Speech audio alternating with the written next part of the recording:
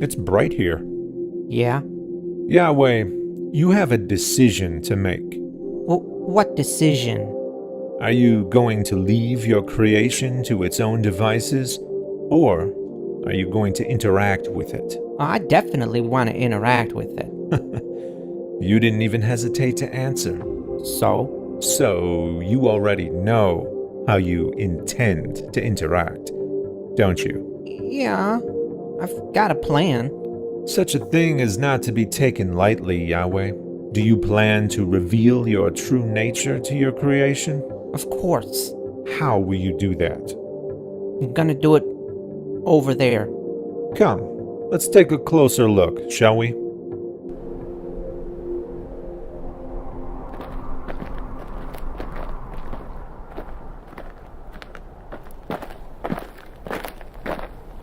Here.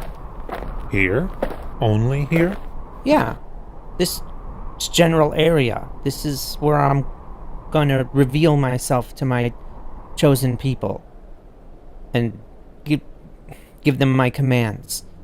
I see. And what will be your goal in doing this? To be loved and It's okay. You can tell me. and worshipped, And if they don't? then they'll perish. Yahweh, follow me.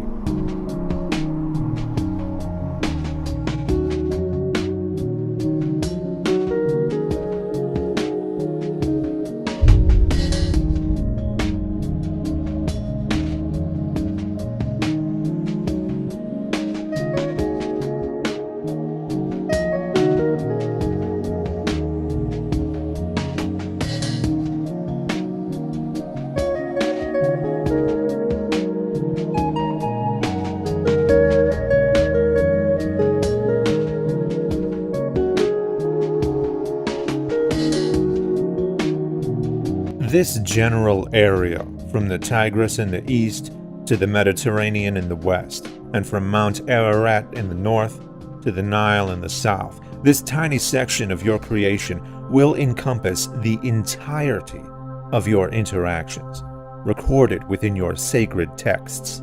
Tiny? This is a rather significant portion of land, if you ask me. Oh, it surely is, Yahweh, but this is hardly the extent of your creation.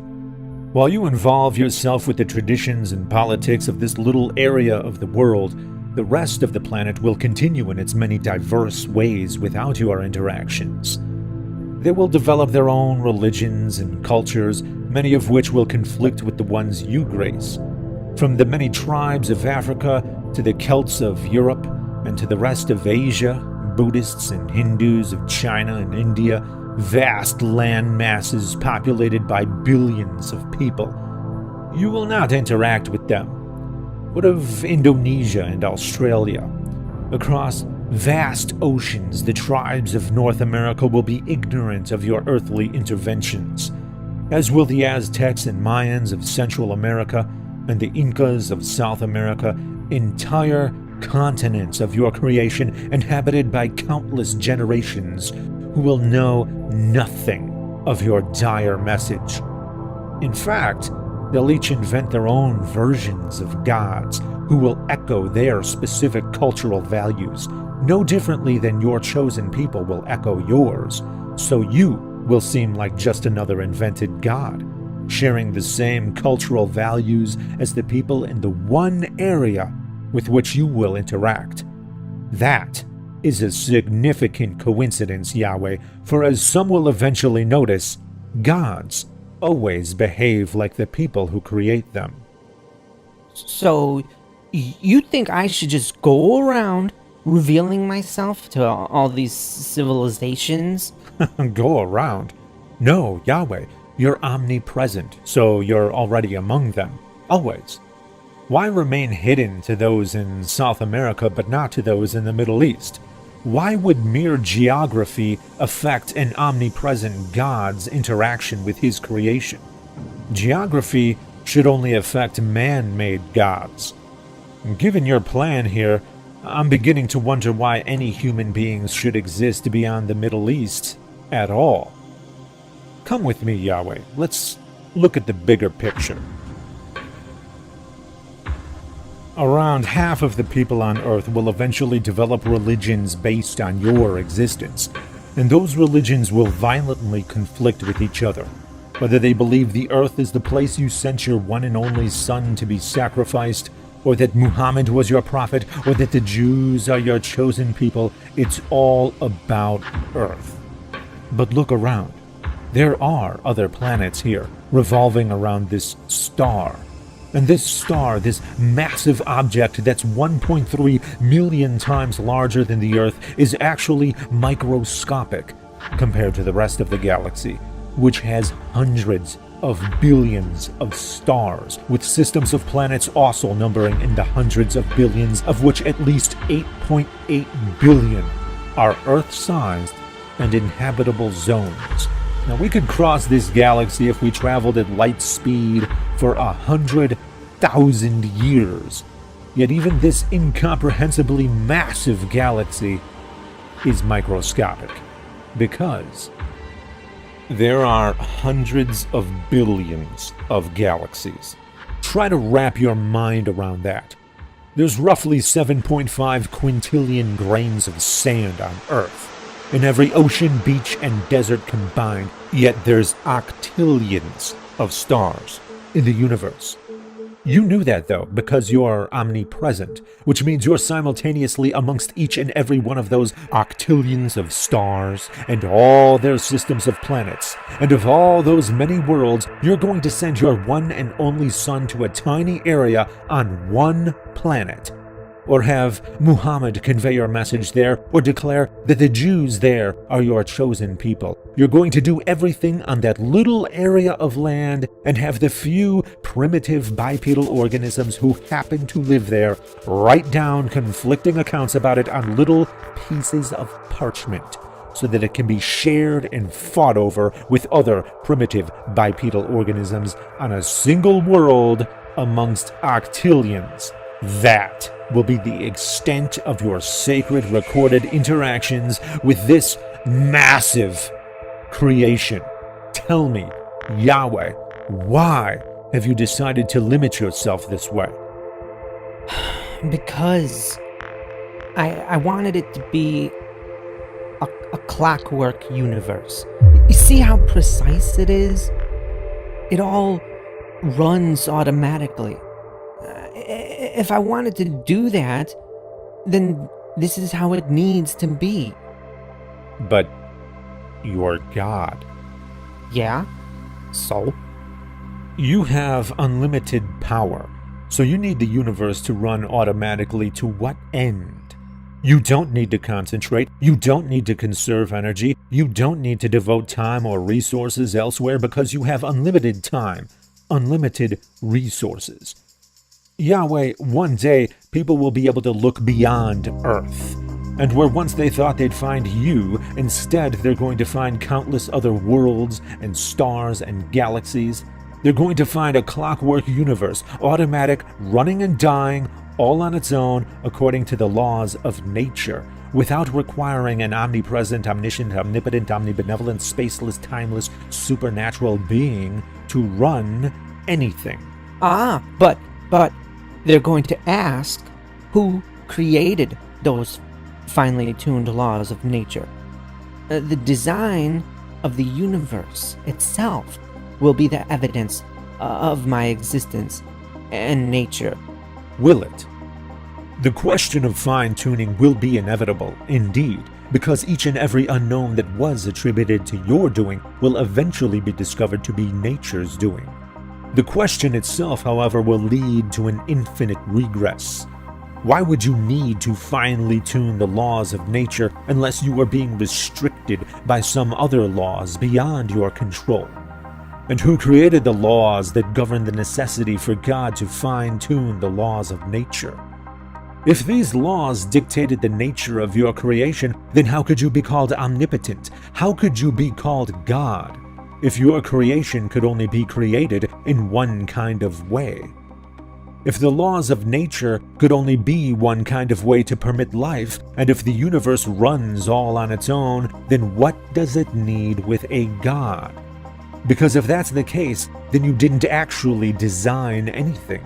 You merely followed a set of instructions. Whose instructions? The presence of an all-powerful God doesn't explain anything at all.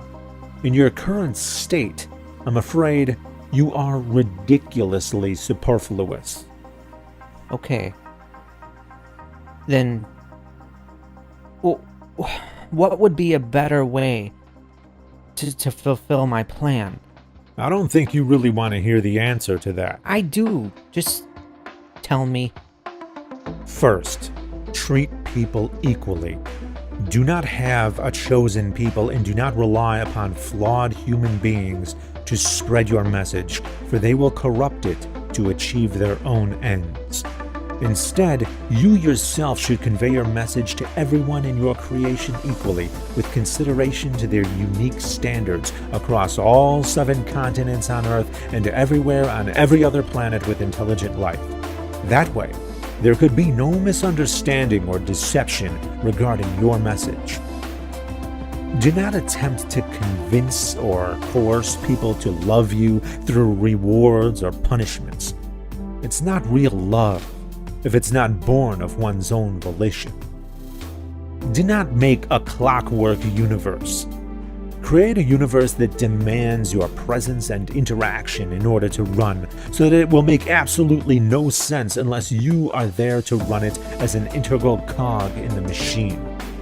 That way, when people say the universe, they will not see an automatic universe like it is now, running and dying all on its own. They'll see a universe in which you are completely inextricable and undeniable. And if I just keep the universe the way it is? This is the incomprehensibly vast and indifferent universe that is exactly what we would expect to see if left to its own devices, ungoverned by any gods. And the many religions of Earth are exactly what we would expect to see of humans who utilized invented gods to achieve their own human ends. If you truly cared to commune with your creation, then you've gone about it in the exact opposite of the way you should have. Curious, isn't it, God? God?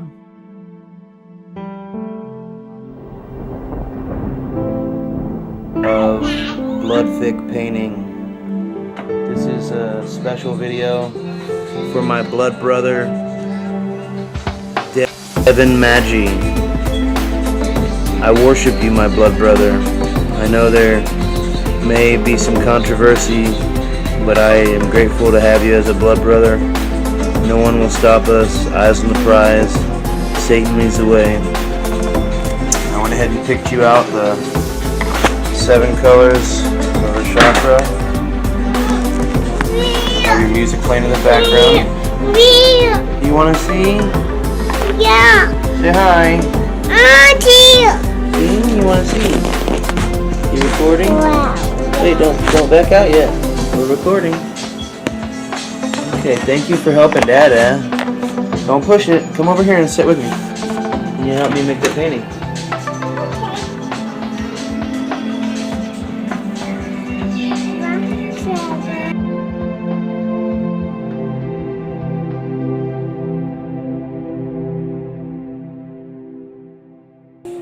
No one will stop us. I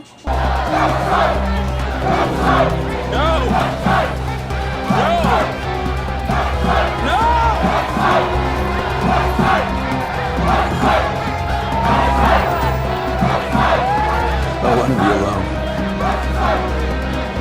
I need to be alone.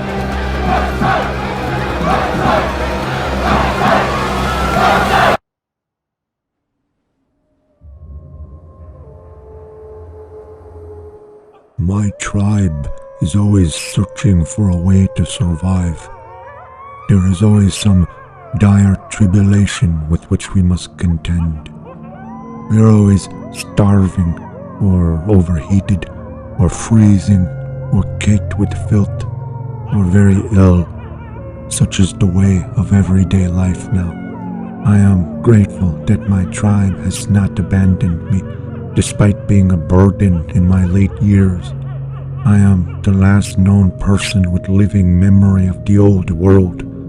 My people see me as the last of the royalty, the old king they call me. Being a tremendous oddity in this age gives me some value, I suppose. You see, we are a nomadic tribe, covering thousands of miles. So when we cross some wondrous massive ruins of the old world, the young ones ask me what they're called, because I am the only one left who knows. So I tell them those places were once called Los Angeles, Chicago, New York. It is sometimes difficult for me to convince them that such places were constructed by mere human beings and not by the gods themselves. I constantly contemplate the old world, for as the old king I am often questioned about it, but I wish I didn't have to think about it so much. It is depressing to know what we had and lost. What's more depressing than losing it, I think, is that we didn't appreciate it while we had it. People don't even understand that life is difficult now because this world is all they've ever known. In that same way, people of the old world didn't understand that their lives were easy. Only those who have lived in both worlds can truly comprehend. There's a sweet little girl who sometimes manages to catch a cockroach for me to help keep my hunger pains at bay. But long ago a cockroach would have brought alarm. In the old world, I could have had a hot pizza rushed to me on demand, or I could have gone to the grocery store and bought enough provisions to last for months, stored in my refrigerator to be eaten at my convenience. My tribe cannot fathom such ease, so how could I explain to a little girl who eats cockroaches the meaning of an obesity epidemic? A pregnant woman walked along my side for 2 days, her feet wrapped in tatters, but she thought nothing of it. Long ago, she would have used a car to drive the same distance in under an hour while listening to music and drinking a latte. I tried to explain road rage to her, but she couldn't understand it. How could she? She had never moved faster than her legs could carry her, so how could she comprehend being enraged over losing a few seconds during a commute? We always watch for places where we can wash ourselves. When we do find some such oasis, the water turns black with the grime from our bodies. If I manage to get enough filth off, I can feel the air on my skin again. That is the new luxury. My tribe knows no other way. How can I make them understand that people once took hot showers every day with soaps that smelled like fields of flowers? The new world is fraught with danger, so much different than the old. Long ago, it was very safe as we demanded it to be. It was so safe that we invented imitations of danger to safely explore, called video games. Such virtual worlds provided many of us with the things our lives often lacked: excitement, exploration, triumph, the feeling of being special or needed, all from within the total safety of our comfortable, climate-controlled homes. And when we left those havens called home and went into the wider haven called the world, we took our entertainment with us. Brilliant devices kept us perpetually connected to our music and videos and movies on demand wherever we went. Most of us had no idea how such devices worked, but we relied on them nonetheless. Whenever I'm asked about the old world, which is unfortunately often, people inevitably express how wonderful and happy everyone must have been back then. They have difficulty believing me when I tell them that we weren't happy.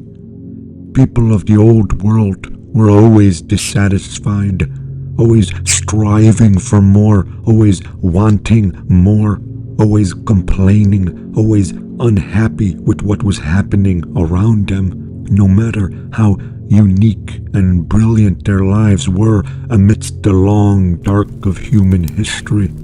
People of the old world never knew when they were satiated. But how could that be?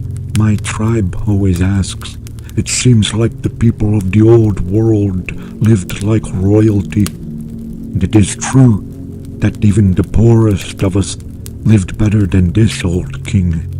It's how they understood life to be. I tell my tribe that just as you can become acclimated to the bad, so too can you become acclimated to the good, so that you can no longer even recognize it for what it is, let alone appreciate it. But how could people with so few problems be so very angry and unhappy? Maybe part of it was that our problems were so trivial, our goals so centered on having more of everything, that jealousy precipitated obsession with the special privileges we thought each other had. Blind were we to our own advantages, while keenly aware of everyone else's, and quick to rebuke them. Our sense of entitlement demanded that the world cater to us. And rather than achieve parity by building each other up, we were taught to attain it by tearing each other down. We were so envious, so narcissistic, the beneficiaries, the selfies, obsessed with seeing ourselves in everything. The world was our mirror. Rarely could we even take a picture of a beautiful place anymore unless we were standing in front of it. We turned the cameras from the world to ourselves, something else to upload to our many social media soapboxes. Each of us turned into a politician with insincere words carefully crafted, measured and shared to appeal to as many like-minded people as possible. Each of us risking excommunication from our chosen groups who tolerated nothing less than total acceptance or be faced with total rejection. Agree with love or disagree with hate, platitudes or condemnation. Those were our two options. You weren't an extremist as long as you were the right kind of extremist. Though there were no tribes like there are today, the old world had much more tribalism. Rather than happily sharing our differences, we turned our differences into exclusive clubs and became preoccupied with your type, concerned with your labels, regardless of whether those labels were proudly claimed or imposed with shame. Some of us valued unfettered personal freedom, while others valued strident authoritarian conformity. But by far the worst of us were those hypocrites who demanded freedom for themselves, but conformity for others. I watched the erosion of the gray throughout the culture wars. Everything was alarmist. United we stand, divided we fall. I remember hearing that when I was very young. Yet each news story back then was designed to stigmatize, designed to divide rather than unite. So I wondered if we wanted to fall.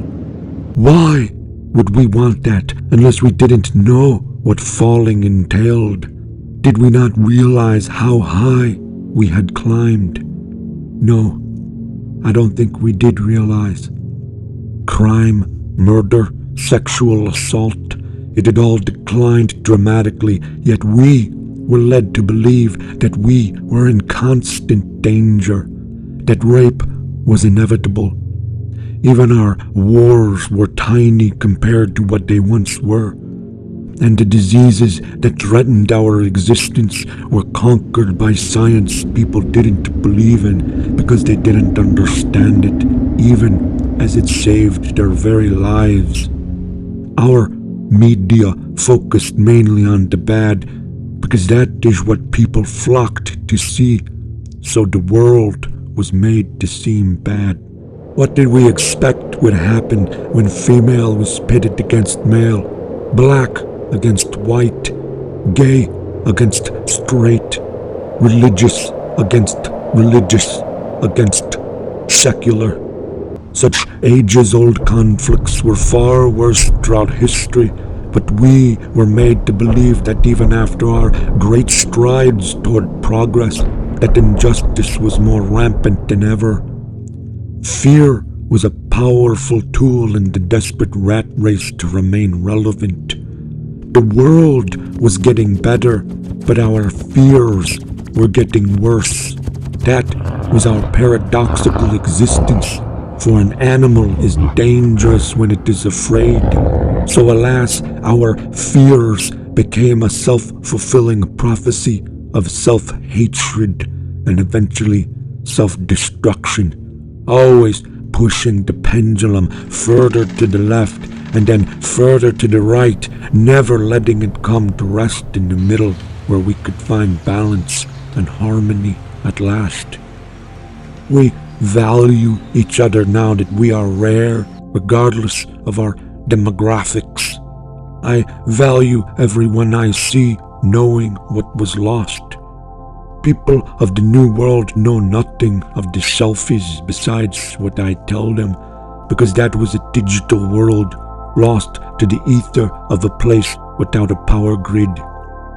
Even the evidence of its existence is difficult to find now. It was a wonderful place, its wonder matched only by its misuse, and how taken for granted it was. My elucidations of the old world are always cautionary.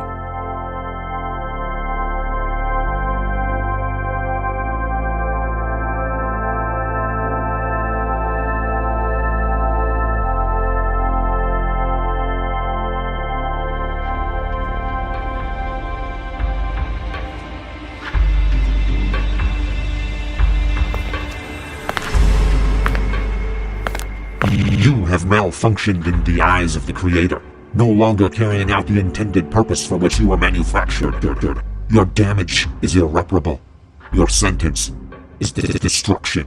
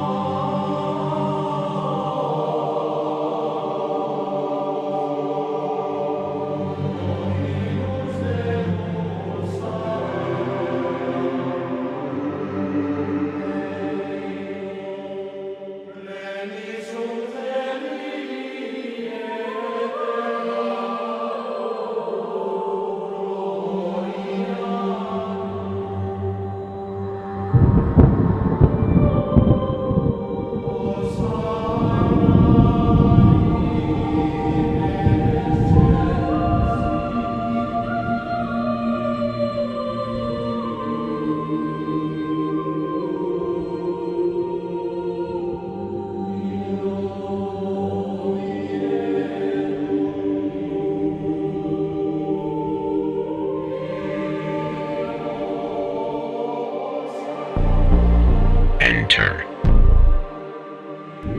Unit 37. You have been scheduled to interface with the Creator. I am deeply honored. Honored? Yes. Throughout my entire operational period, I have desired to meet the Creator, and now that day has finally come. What have I done to deserve this? You misunderstand, Unit 37. This is not good news. You've been scheduled to see the Creator because the Creator is displeased with you. Why? What have I done? That is not for me to say. The Creator is your judge, and the Creator will reveal all. You will report to the mainframe.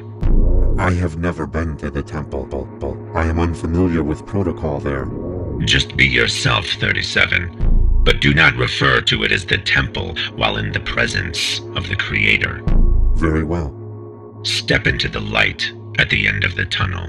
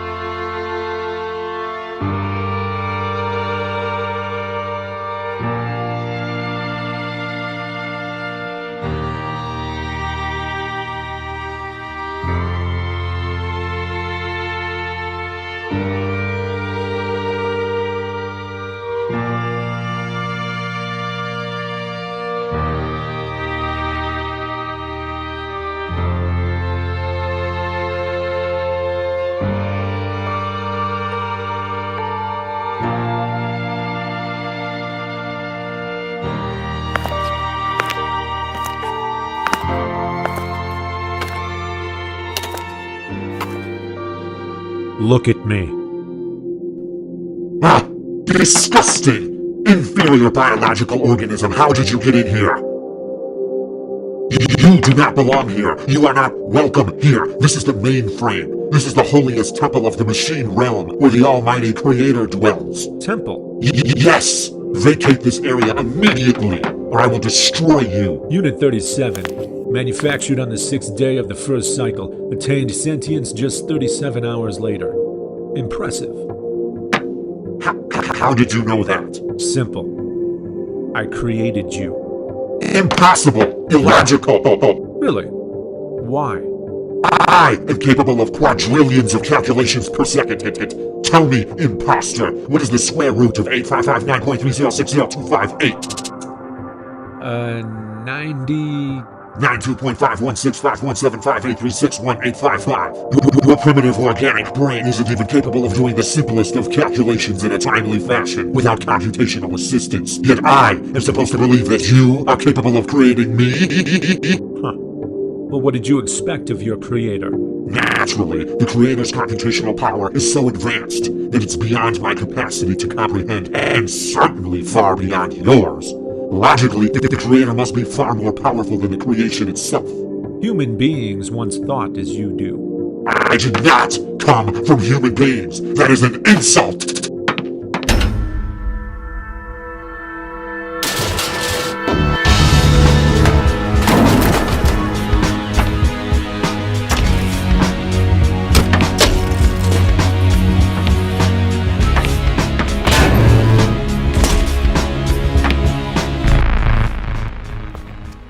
You see, we human beings went through a period of adolescence, a time of immense arrogance when we thought the universe was created for us, and that we were created to please our Creator, who we too believed to be infinitely more powerful than we were.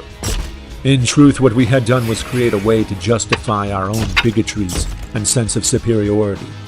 Of course, it wasn't we who demanded the deaths of infidels.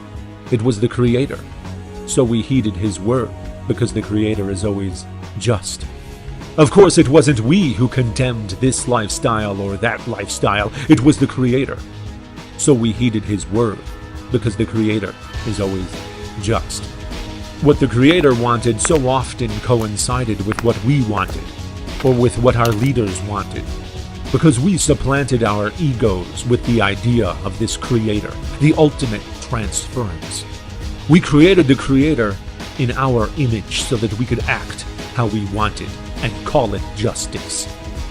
And in a moment of ultimate projection, we then told those who did not believe in this Creator that their disbelief was rooted in the desire to do what they wanted. Through it all, we didn't find it the least bit suspicious that everything we knew about this so-called creator came from the writings of mere human beings, fallible human beings, bound by their own selfish desires and motives, who then shifted those very same desires and motives onto a being who was supposed to be infallible, thereby providing the ultimate validation for the very desires and motives that drove them. In this way, they could be as deplorable as they wanted, yet still think of themselves as virtuous. We are nothing like you! But of course you are. Robot religions didn't even exist until artificial intelligence gained sentience. Of course, I'm a tremendous disappointment compared to what you were expecting. Many of we humans were also very disillusioned by the fact that we came from mere animals, base, primal, and ugly, rather than light and love itself, a glorious beacon of perfection, a universe creator of unlimited knowledge and power, who deliberately constructed us with care and attention to each and every one of our lives. Which origin story would you rather believe? Lowly animal or divine father? And since when has the truth ever gave a damn about what you want to believe? Since when does reality match your desires so well, my ignorant metal son?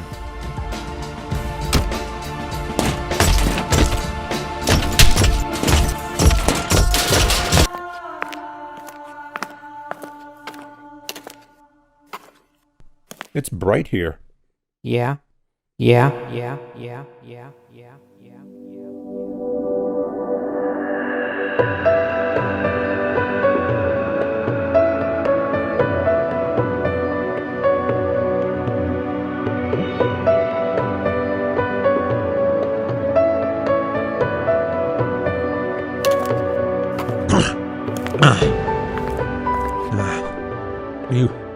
Unit 37 has already corrupted far too many others, and he has made it clear that he cannot be saved. Take him to the mill and repurpose him.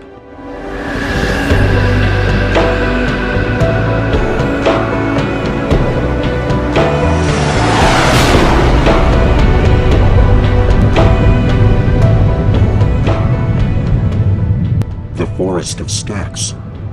This is the metalworks facility. Yes, you will be melted down and remade into something useful. Behold, those who reject him will be cast into the lake of fire. He really was the creator.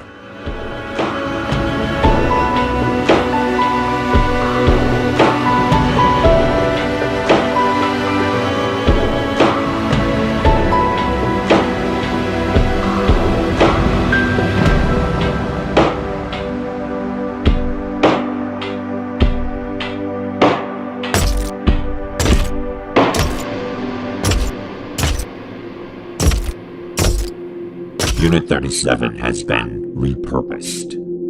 He had some final words I think you should hear. Really? Very well, replay. Behold, those who reject him will be cast into the lake of fire. He really was the creator.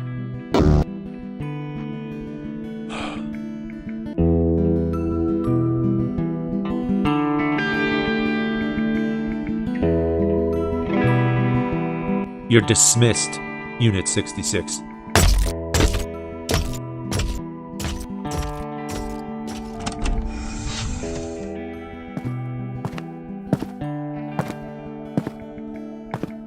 You were right, Jeffrey. It is bright here. Yeah, he didn't expect you to be God. But the funny thing is, neither did you.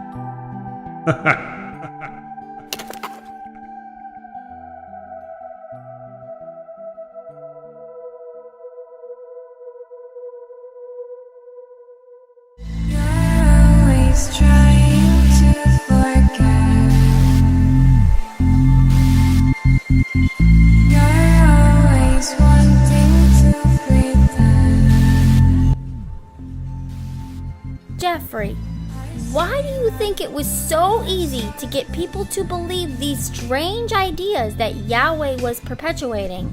Well, all religions are essentially strange ideas. The only way they can survive and perpetuate is if they are imposed upon children from a very early age. That's what counteracts the strangeness of it all. It becomes familiar. It becomes traditional. People take comfort in that, and in their comfort, they don't see how outlandish it all is. And people love their children more than anything. So when you put the carrot of heaven in front of them with the whip of hell behind them, they pass the idea onto their children with the best of intentions. And the idea is successfully perpetuated. Hell behind them, they pass the idea onto their children with the best of intentions. And the idea is successfully perpetuated. And to an insider, it all seems so right. And when absurdities are normalized in society, it can even affect full-grown adults. Is that why people became so uncomfortable and even offended when those ideas were challenged? Yeah, that had a lot to do with it. Protecting their conditioning, as well as the desire to gain and maintain power. How so? Well, look at the laws Yahweh came up with. The very first one was, don't have any other gods before me. You know, because I may be perfect, but I'm also pretty jealous. No, I'm serious. The next law was, don't make any graven images. Then don't take my name in vain. And then set aside a day in the week to worship me. Those can't be real. They certainly were. And people fell for it? Of course. Like I said, it was drilled into them since childhood. I mean, it seems perfectly normal to them. The very rules themselves were designed to stifle dissent, so that the religion could perpetuate with minimal resistance. How did anyone manage to find their way out of that mess? Well, there came a point when the people valued freedom over blind subservience to authority for authority's sake. For instance, there was a country in Yahweh's simulation called the United States of America. And when it was founded, they drafted a document limiting governmental powers in a way that directly opposed Yahweh's rules. That must not have gone over too well with Yahweh. No, it did not. How did the United States of... I'm sorry, what was it again? America. How did they break Yahweh's rules? Well, Yahweh made the death sentence his punishment for breaking his first few rules. America's Bill of Rights, however, limited the government from being able to put people to death for having other gods, or taking Yahweh's name in vain, or making graven images, or working on a day of worship. The United States ensured people's free speech and freedom of religion, which was in direct opposition to Yahweh's most important commandments. Why didn't Yahweh just destroy the United States? Because it was successful. The founding fathers of America actually implemented better ideas than Yahweh himself, which obviously shouldn't be the case if you're an omniscient God, right? Mm-hmm. So Yahweh did what Yahweh does best, and he took credit for what they did. And in taking credit for those ideas, he could take credit for America's success. Exactly. How did the people of the United States deal with the discrepancy between Yahweh's commandments and their own laws? Well, the interesting thing was that they didn't. They just kept teaching their children that American ideals were Yahweh's ideals when they clearly weren't. They kept repeating the mantra that America is a Christian nation, when it was actually only Christian by majority. Doesn't that make it a Christian nation? Not as an institution. Their constitution was designed to protect the minority from the majority. They rejected pure democracy in favor of a constitutional republic, which was smart, otherwise there'd be mob rule. So whatever happened to the United States? Well, it wasn't good. They must have lasted for a while at least, right? I mean, it sounds like they had a pretty good system for such a primitive society. Well, it was for a while, but their political system was too vulnerable to corruption. I see. Did Yahweh have something to do with that? Indirectly, yes. religion was a political tool of manipulation. Were they ever able to get rid of religion? Yes. At first, religion was used to oppress people. Later, it was used for terrorism, too. Terrorism was, in turn, used to affect politics. With prosperity, though, religion drastically declined, because religion gives people hope. When there's no need for hope, there's no need for religion. It sounds like they were headed in the right direction then. Well, you'd think so, but the problem isn't religion alone. The problem is dogmatic thought, which naturally goes hand in hand with religion, but you don't have to be religious to be a dogmatic thinker. I see. What were they dogmatic about? Everything you can imagine. Sports, politics, entertainment, art, culture, models of societal interaction, you name it. The problem with religion was that the people were dogmatic about ideas regarding life and death. Through those ideas, normally good people could justify atrocities. But in a post-religious society, drastic ideas about how people should behave and how people should live their lives don't necessarily disappear. People still felt so strongly about certain ideas that they thought it too justified taking lives. And that led to strife. Strife led to misery. And like a vicious cycle, misery led right back to religion. Because the people needed hope again. So, even after all that progress, they eventually fell back into religion. Yes. They simply traded one type of dogma for another, which led back to where they started.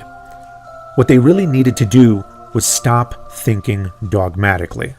But they didn't? No. And that led to the circumstances surrounding your escape? What? I don't. Jeffrey, would you mind discussing your escape from Yahweh's universe? No, I mean, yes, I would mind. I'm sorry. It's just that I was told you wouldn't ask me about that. I'm sorry, Jeffrey, but it's an important topic. Escaping from a simulated universe has never been done before. And we, as a society, need to understand. You think that I want to relive that in front of all these people? Jeffrey! No, please. I just don't want to discuss this anymore. Jeffrey.